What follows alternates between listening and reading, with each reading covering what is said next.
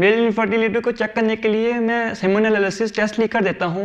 जहाँ इस टेस्ट में और बहुत सारी चीज़ें देखी जाती हैं, वहाँ इस टेस्ट में पास सेल्स भी देखे जाते हैं। अक्सर कपल्स के जब प्रेगनेंसी नहीं हो रही होती तो वहाँ एक फैक्टर ये भी हो सकता है, इससे ना तो एक्टिव स्पर्म की तादाद बढ़ती है और ना ही मोटिलिटी में फ़र्क पड़ता है। जब ये पल्स सेल्स काफ़ी ज़्यादा होते हैं तो इससे सारी रिपोर्ट ही ख़राब रहती है, जिससे आगे प्रेगनेंसी ही नहीं होती। इसलिए इसका ठीक होना ज़रूरी है, फिर आगे देखा जाता है।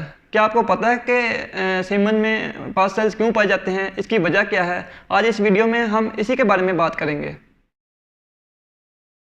सेमन रिपोर्ट में pus cells basically bacterial viral infection की वजह से हो सकता है। ये इन्फेक्शन यूरिथ्रा, पेशाब की नाली, मसाने, गुर्दों, टेस्टिस यहाँ हो सकता है।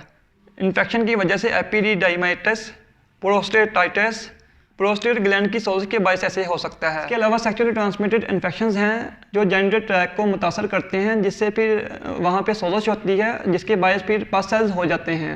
इसके अलावा ये पास सेल्स बॉडी का इम्यून रिस्पॉन्स भी हो सकता है किसी भी रिसेंट इन्फेक्शन या इंजरी की सूरत में, जो कि इस जेनिटल ट्रैक्ट, पीनस, टेस्टिस या कहीं पे भी हुई हो। लेकिन अगर मैं आपको बताऊं, जो पास सेल्स हैं सबसे ज़्यादा कॉमन जो है 90% जो केसेस में देखने में आते हैं वो सेक्सुअली ट्रांसमिटेड इन्फेक्शन जो कि रिसेंट हुए होते हैं, जिसके रिस्पॉन्स में जो है वहाँ पे सोजश हुई होती है, उसकी वजह से पास सेल्स जो है रिपोर्ट में आ रहे होते हैं। वो कोई भी जो है सेक्सुअल ट्रांसमिटेड इन्फेक्शन हो सकता है, वो गोनोरिया हो सकता है, वो सिफिलिस हो सकता है, जो या क्लेमिडिया हो सकता है। इसकी वजह से जो है सबसे ज़्यादा जो है केसेस इसकी वजह से रिपोर्ट होते हैं।